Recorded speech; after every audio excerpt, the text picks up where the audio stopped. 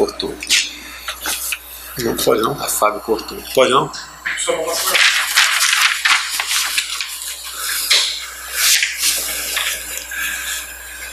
Em Brasília, 19 horas. Não é a voz do Brasil não, tá ok? É a voz do presidente. 25 de julho, quinta-feira. Aqui ao meu lado,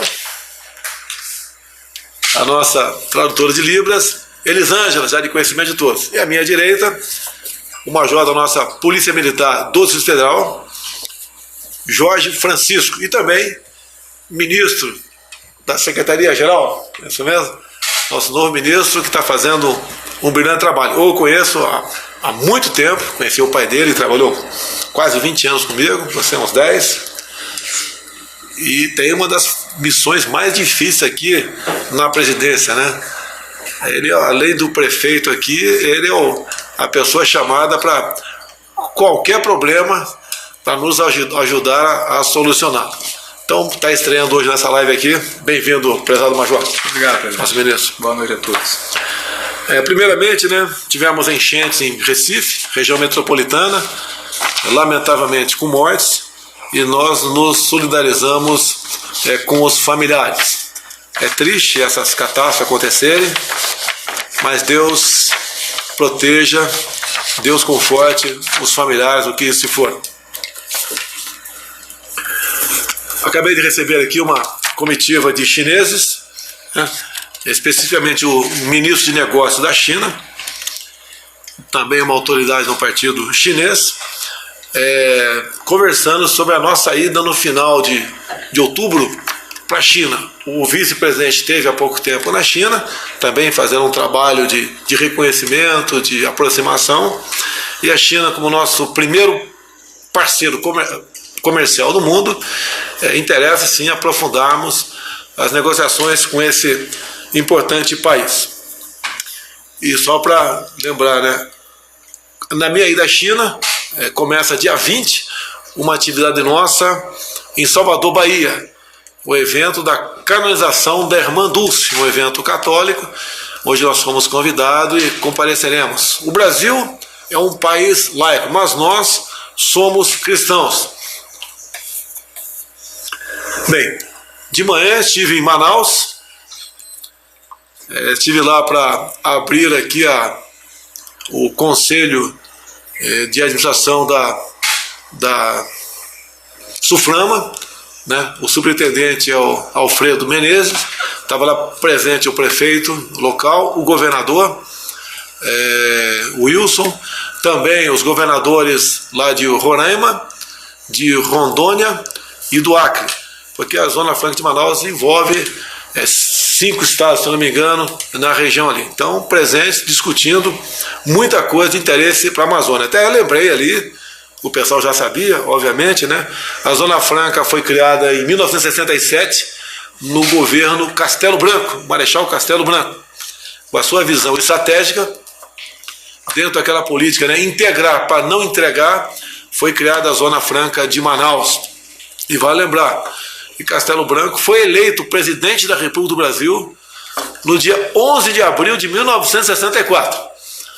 Uma votação nominal à luz da Constituição de 46, onde inclusive Ulisses Guimarães e Juscelino Kubitschek votaram. Foi uma votação aberta, elegendo Castelo Branco. Ele só assumiu dia 15 de abril de 64, recebendo a presidência das mãos de quem? Ranieri Mazzilli, que era então o presidente da Câmara dos Deputados. E o João Goulart, né, foi declarado vago a presidência no dia 2 de abril de 64. Ele resolveu, por isso, espontânea vontade, sair do Brasil. É um fato histórico. Também em 67, nós tivemos ali, deixa eu ver aqui, Zona Franca 67, também tivemos a inauguração em 76 do aeroporto Eduardo Gomes, no governo do General Médici, e tivemos também a inauguração da BR-319, uma importante rodovia que liga ali com Porto Velho, Rondônia, a nossa região, o nosso estado do Amazonas ali, tá? Também em março de 76. E é uma reivindicação antiga, porque esse asfalto, com o tempo, já foi embora, não existe mais, está uma estrada praticamente intransitável, e através do nosso ministro aí, o Tarcísio, da infraestrutura, ele já reservou recurso para, ainda no corrente ano, começar o asfaltamento da mesma. Mas já temos alguns problemas, alguns trechos com licenciamento ambiental, que o nosso ministro Ricardo Salles está conduzindo a contento essa questão. Tenho certeza que todos nós ganharemos com a implementação dessas obras aí lá na região amazônica lá. Vamos lá? Aproveitar o Major aqui do lado aqui, ele teve uma importante reunião hoje com as autoridades das polícias militares de todo o Brasil, tá certo? Onde, via um decreto, nós pacificamos muita coisa na Polícia Militar e Corpo de Bombeiro Militar. Major. Perfeito, presidente. Hoje foi uma honra para mim participar do Encontro Nacional de Entidades Representativas de Policiais Militares e Bombeiros de todo o Brasil, em São Paulo, juntamente com o Conselho Nacional de Comandantes Gerais de Polícias Militares e Bombeiros também, mais de 700 policiais militares e bombeiros de todo o Brasil reunido. E nós tivemos algumas boas notícias trazidas ali, eu representando o senhor naquele evento.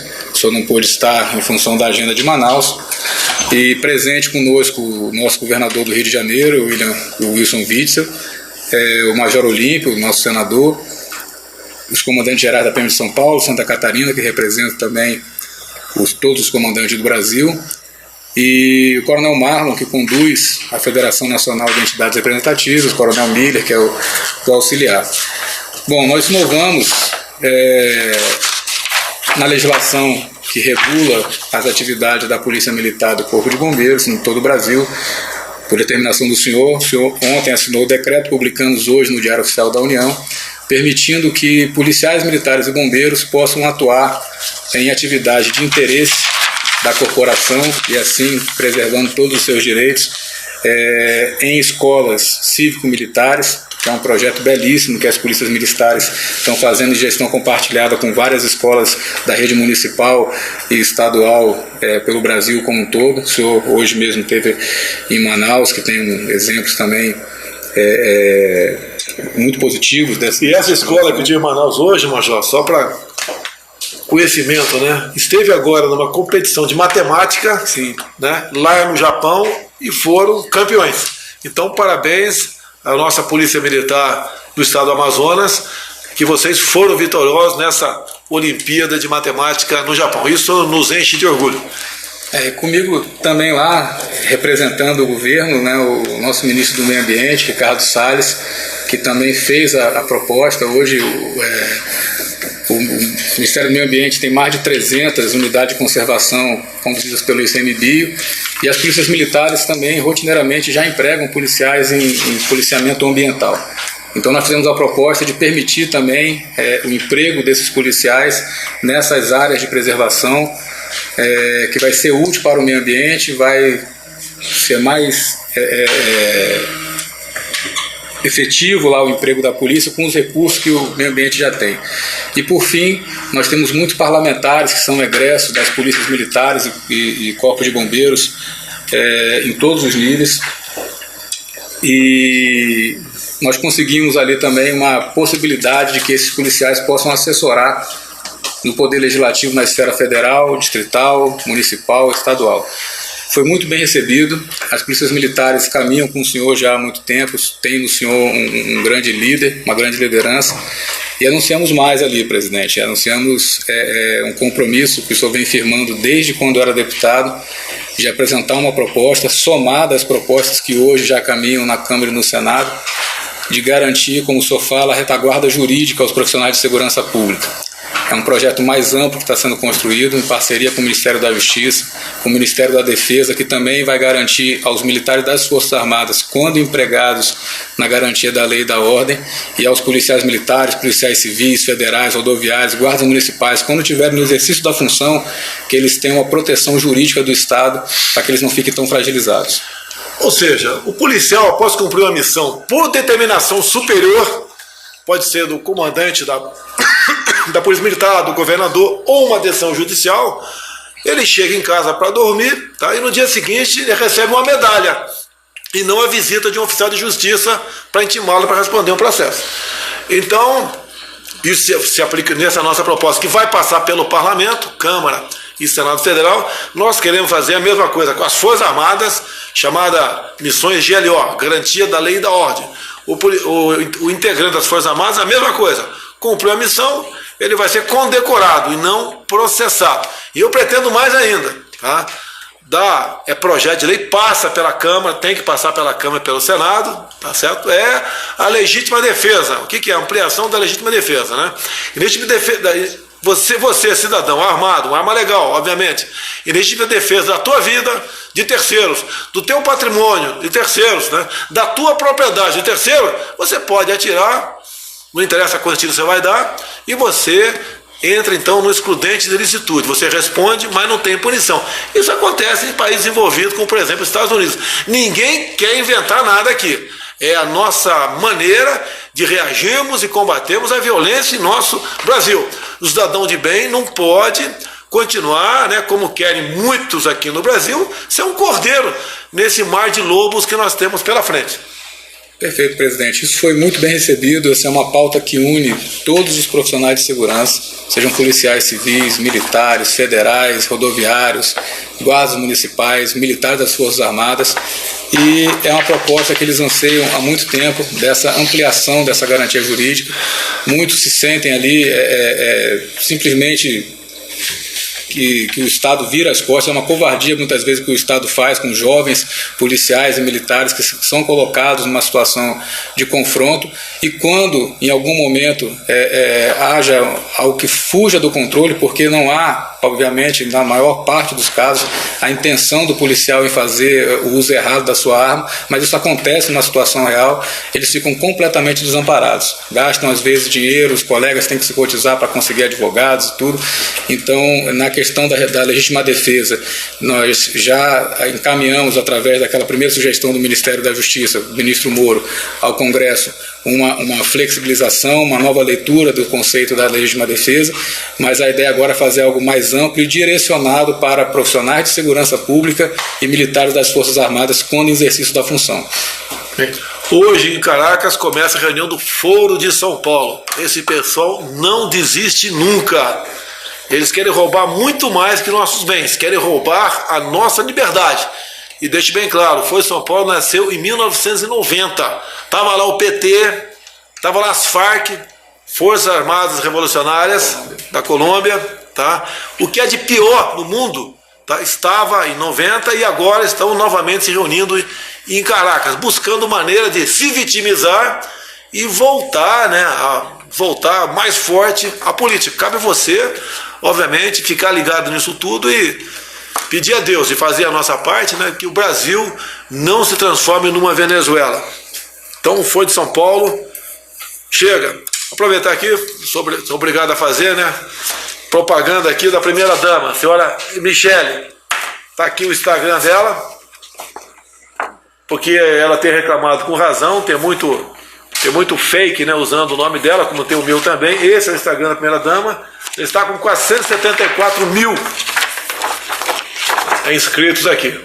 Quem puder se inscrever, o trabalho dela voltado basicamente para pessoas, né, com deficiência no Brasil. Não é porque a minha esposa não faz um trabalho maravilhoso antes mesmo de ser primeira-dama. Então, parabéns à senhora Michele Bolsonaro. E quem puder se inscrever aqui, logicamente, se esse número crescer bastante, eu vou ter alguma recompensa hoje em casa, né? Quem sabe ali um jantar melhorado. Não é que você está pensando não, tá?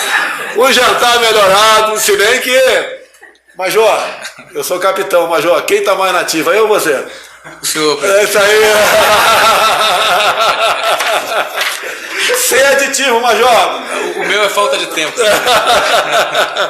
Então, por favor, Instagram, Michele com 2 L's, Bolsonaro. Valeu, pessoal. Vamos em frente aqui, né? Eu não ganho 800 mil por mês como aquele apresentador, que já passou para 600, tá certo? Mas acho que estou dando conta do recado aqui. A questão dos hackers hoje. Obviamente, nós temos informações, me mantenho informado via o ministro Sérgio Moro, E quem dá as informações, né, de primeira mão é ele. Eu apenas, de poder divulgar, é que eu falo. O meu telefone estava lá no grupo, nesse grupo desses 4 hackers, né? Um já disse que integrou isso ao Vedevaldo, é isso mesmo? Tá? E, obviamente, o Brasil é um país com lei. Esse pessoal, ao confirmar tudo que aconteceu aqui, tem que ser responsabilizado. Da minha parte, não tenho nenhuma preocupação com invasão nesse meu telefone. Que as informações, o que tem o tratado no tocante em sendo reservado estratégico para o Brasil, nós conversamos pessoalmente aqui. Não só com ministros, com autoridades, até de fora do Brasil. Então, não temos problema no tocante a isso daí, porque eu achar que até já semanas antes da minha eleição, eu não estivesse sendo bisbilhotado por alguém de dentro ou de fora do Brasil, seria uma infantilidade da nossa parte aí. Mas, se alguém tem coisa particular, se for tornado público, a gente lamenta aí, é um crime a invasão dos telefones, e com toda certeza a justiça brasileira dará conta de uma boa punição para este pessoal aí. Vamos lá. Ontem fizemos via medida provisória, liberação de parte do FGTS. Não vou entrar em detalhes, né? Muita gente reclamando, só R$500, reclamando, etc. Mas deixe bem claro. As condições para saque do FGTS são 15 atualmente, 15. Né? Demissão sem justa causa, aposentadoria, falecimento, idade igual ou superior a 70 anos, a questão de casa própria, e nós botamos uma 16ª aqui, que é opcional. Não precisa reclamar. Quem está reclamando é só ficar na tua, fica em casa, tranquilo, sem problema. Agora tem muita gente que R$500 faz falta, né? Sai até da lista do SPC, entre outras ali. Quem é correntista da Caixa Econômica, o dinheiro vai ser creditado automaticamente em sua conta. Se ele quiser devolver, ele devolve, não faz uso, sem problema nenhum. Nós visamos atingir exatamente os mais pobres, né? Por volta de 80% de quem tem uma conta aí no FGTS, por volta de 80%, tem R$500, tem menos de R$500 em sua conta. Então vai ajudar. Eu lembro meu tempo de tenente capitão, qualquer R$100 a mais, 200, né, que entrava de uma forma ou de outra no meu orçamento doméstico, era muito bem-vindo, como capitão do Exército. Imagine quem tem um salário aí menor, ou tem uma inconstância na sua vida profissional. Bem, resultados nos últimos, o melhor resultado de número de empregados nos últimos 5 anos, tá? Batemos 408 mil novos empregos, tirando quem perdeu emprego, quem entrou, mais 408 mil novos empregos. É sinal da economia vai regendo. O pessoal me critica muitas vezes, né? Ou critica o governo Michel Temer, que ele fez uma reforma da CLT. Deixo claro, o Temer apresentou a proposta e eu votei favorável, deixo bem claro isso aí. Se não tivesse sido aprovado isso lá atrás, com toda certeza, hoje, talvez não tivéssemos uma recuperação. Eu sei que é pequeno, né, 408 mil novos postos de trabalho, né, mas a recuperação seria muito menor. E também a questão da reforma da Previdência, que para alguns é uma quimioterapia. Sim, gostaria que não fosse feita a reforma, mas Lula tentou lá atrás, Dilma tentou, Michel Temer também tentou e não conseguiu. Realmente não é fácil, tem muita reação, mas passou na Câmara com uma larga margem de votação. Tá certo? E isso é um sinalizador para investidores de fora e de dentro que o Brasil está preocupado em fazer o dever de casa. Nós estamos gastando muito mais do que arrecadamos. Tive agora com o governador do Amazonas, tomou medidas também drásticas no tocante ao servidor público estadual. E ele falou a mesma coisa: se não fizer isso, o Estado quebra. E temos estados no Brasil que estão numa situação bastante complicada, como o meu Rio de Janeiro, está complicado ainda. Goiás, tenho conversado com o Caiado, tá? Rio Grande do Sul também tem problemas, entre outros estados. E cresceu demais essa folha, a quantidade de servidores, chega a um ponto que os estados também estão gastando muito mais com o servidor público, né, entre ativos e inativos, do que permite a lei de responsabilidade fiscal. E alguma coisa tem que ser feita. Se não fizer nada, quebra, né? Quebra tudo.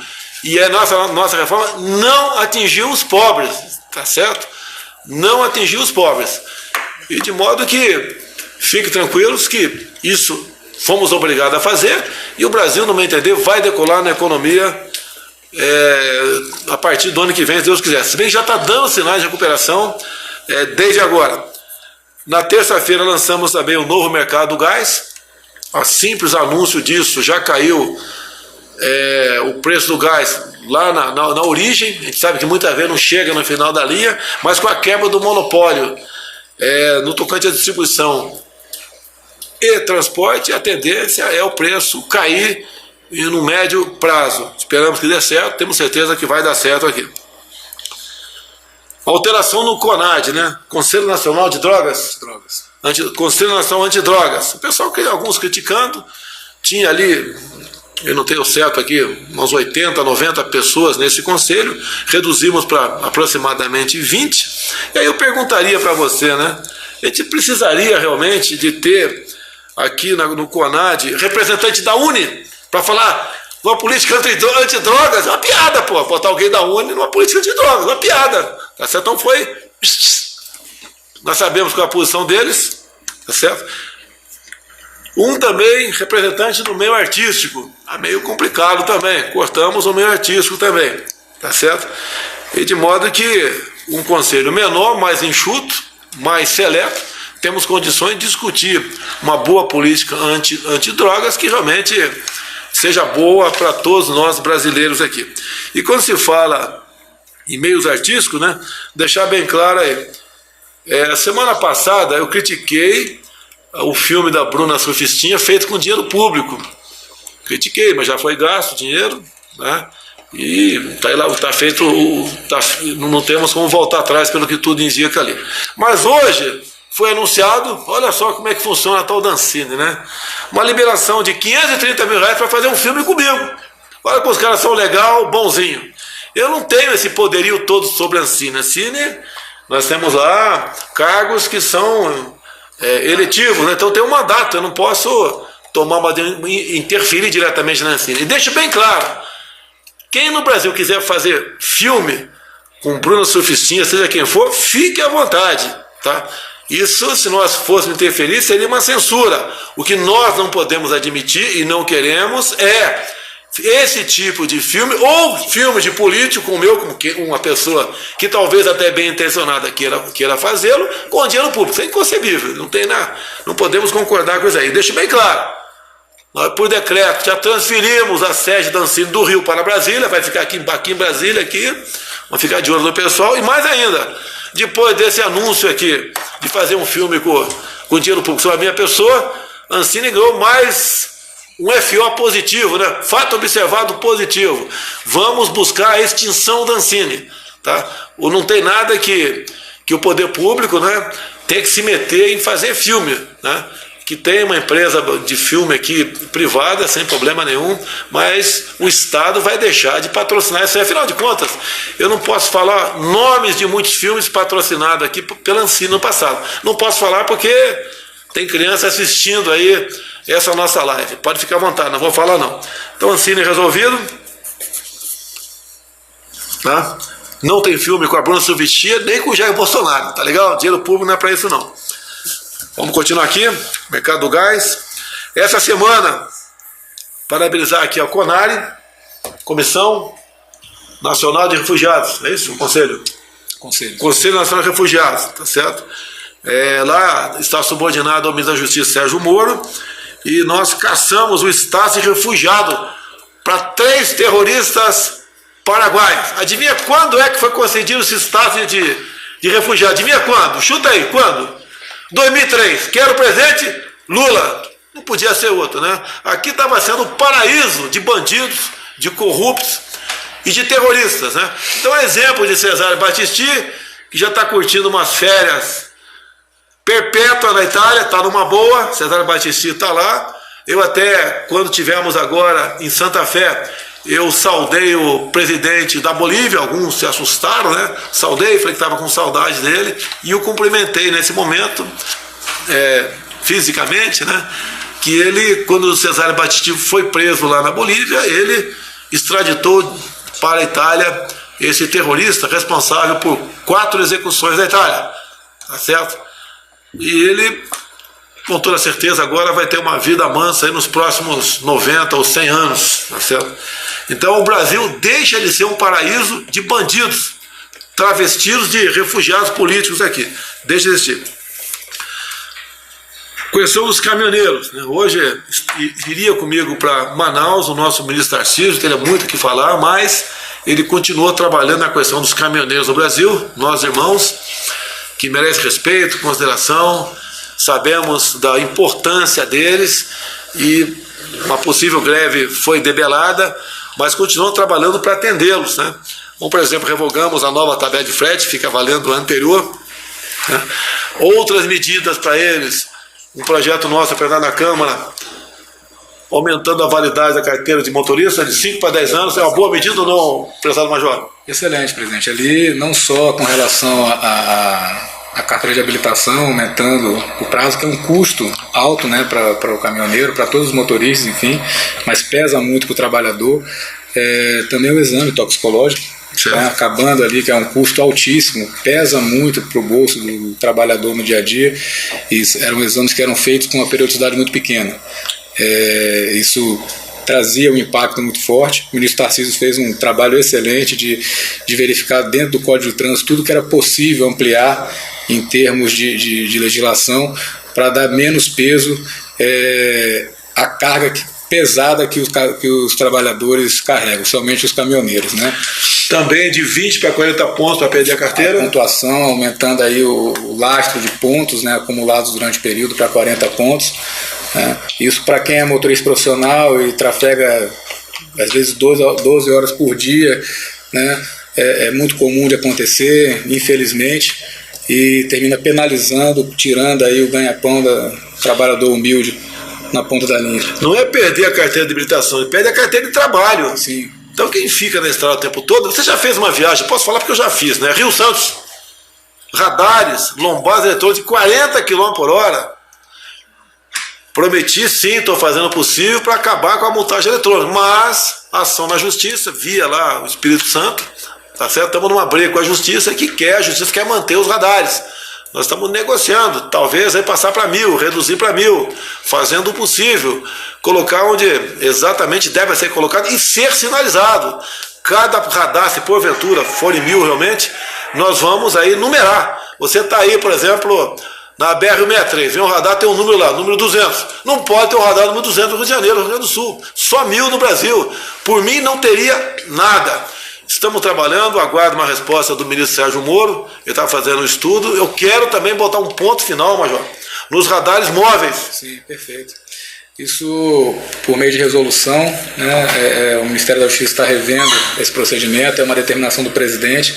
Muitas vezes a gente percebia que a fiscalização ela ficava escondida, omissa, não cumpria o efeito educativo, era apenas um propósito arrecadatório. As multas são altas, o ministro Tarcísio está tendo um zelo muito grande de fazer o direcionamento da instalação dos equipamentos de fiscalização eletrônica de maneira técnica, criteriosa, onde efetivamente há risco de acidente, mas de forma sinalizada para que cumpra o efeito educativo, não somente o punitivo.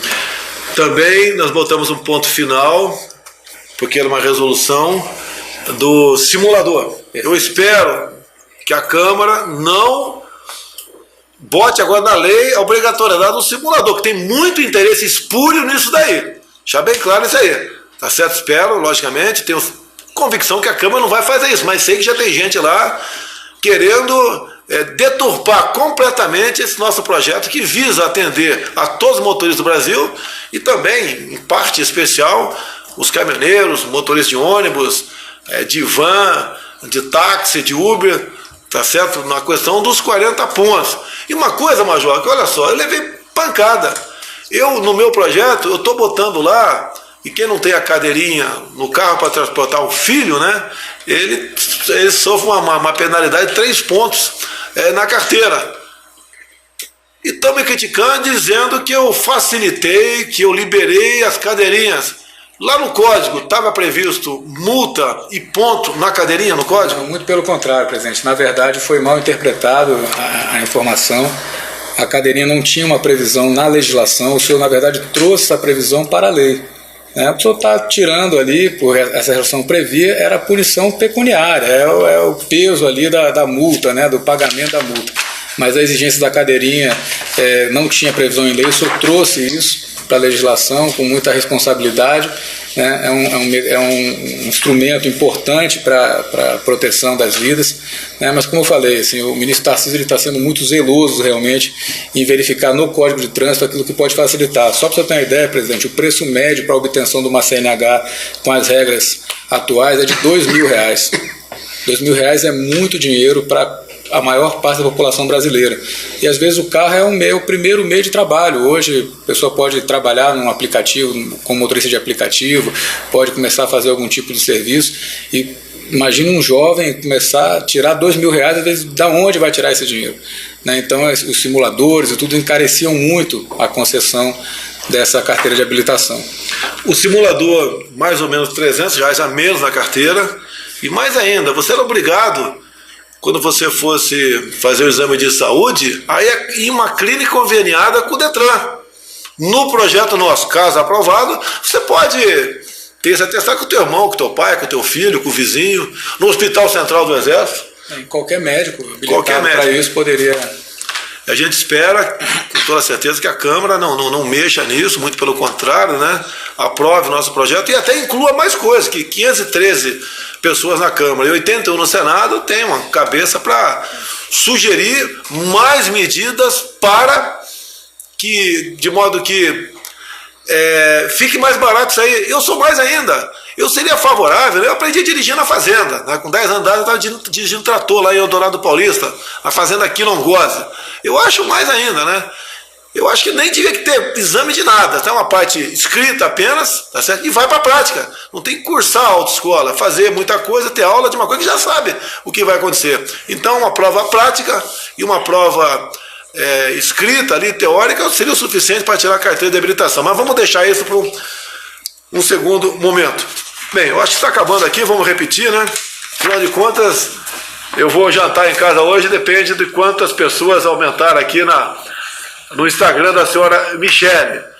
Michele com 2L Bolsonaro.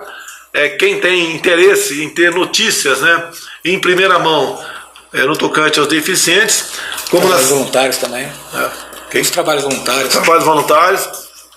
Na semana passada tivemos aqui com o Marcos Mion a questão dos autistas. Nós aqui sancionamos o projeto. Tá certo? O IBGE, na próxima pesquisa, vai fazer uma contagem ali.